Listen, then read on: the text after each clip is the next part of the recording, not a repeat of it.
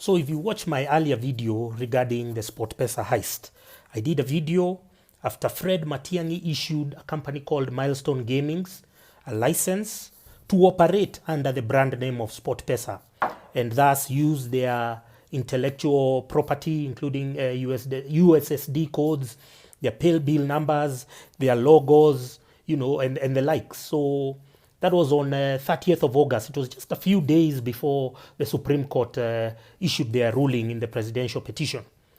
So today,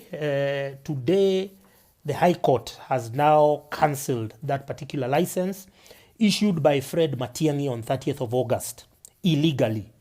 And I hope you've been also following and acquainting yourself with the SportPesa issue. It's one of the most illuminating, what can we say? It's the most illuminating stories of corporate heist we have witnessed in Kenya. There's a website called fifacolonialism.com which has been serializing the saga from its inception. What happened was that Uhuru's brother, Mohoho Kenyatta, had a vested interest in this particular company. In fact, he was good friends with one of the founders called Paul Ndongo. And even they used to attend matches together. Paul Ndongo is one who raised campaign money as the chairman of the Mount Kenya Foundation for Uhuru's presidency. And ever since they started turning out huge turnovers, for instance, between 2017 and 2018, they were turning over Kenya shillings 180 billion per year. That's a lot of money, second only to Safaricom Kenya Limited. So Mohoho got interested in this particular company, but then because he needs to create a good image, a good corporate image, he's even now the chairman of East Africa Business Council, so he cannot be seen to be engaging in such dramatic corporate heists. So he engaged two of their cousins. One of them is called Peter Kihanya, and the other one is called James Muigai Jame. Many people know Jame. He's very popular. He owns a bar called The Hood behind Chaka Place. And I'm telling you what I'm reading in on FIFA Colonialism. So they went, and then they got Ronald Karauri, who is now the Kasarani MP elect. They joined forces together with the Bulgarian directors who were initially in SportPesa. So those Bulgarian directors had been deported and their work permits withdrawn by this same Matiang'i. But then afterwards, through hook and crook, they are still coming. They still visit the country, although their operation is controlled and managed from Dar es Salaam. They operate from a private yacht.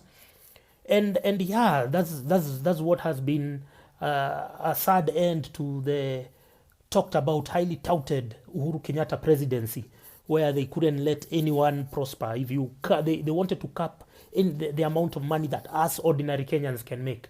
We should never go above them. That's how toxic the Kenyatta regime was. And at the end, many companies collapsed. So SportPesa, you can see, first of all, curfew blogger, Robert Alai. Robert Alai is the one who was tasked with spreading Uhuru's toxicity. And Alai was the one who was promoting the curfew during the COVID period. So that's why we call him the curfew blogger. So you can see the reaction here. Dennis Itumbi posted this particular article that SportPesa is now... the SportPesa license has been cancelled by the High Court, and curfew blogger Robert Alai comes there immediately and starts whining because he's the one who championed a hashtag, End Betting Kenya or End Betting KE. But they were trying to project betting as a bad thing, but the target was SportPesa. He has been on the payroll of Uhuru to once you see him engineering a hate campaign or waging a hate campaign on certain companies, Uhuru had an interest there, and Uhuru had an interest in SportPesa. So when he was saying End Betting KE, they were coming from a sanctimonious, self-righteous point of view, but essentially they were targeting SportPesa for acquisition, and forceful acquisition at that. And you can see he's now whining and ranting, saying, oh no, we're betting, what.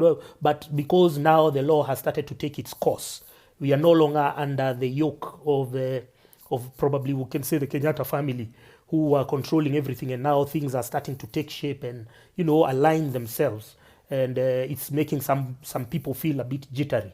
So yeah, at least we have some semblance of law and order. We have some semblance of justice, although we can see some people are trying to go against the legal framework in the country. Fred Matiang'i should be pursued after this, in how Milestone Gamings acquired SportPesa's intellectual property. That's Fred Matiang'i. He's the one who enabled them, together with Ronald Karauri. Karauri is now an MP, but he's the one now who conspired to steal SportPesa, together with another director called Francis Kiari, from its original shareholders. And now they brought in these, we can call them Kenyatta family hoodlums, James Muigai and Peter Kehanya. Peter Kehanya is the brother to Kathleen Kehanya. If you Google Kathleen Kehanya's name, you'll see her mentioned adversely. They are the ones who supplied those empty containers, and they were paid billions for delivering nothing to the Ministry of Health. Someday we shall revisit, and I hope we have a functional judiciary which will pursue this matter. But as for now, SportPesa, if you're betting on SportPesa, please withdraw that bet. You don't want to lose your money. Look for one of these other companies if you really must bet.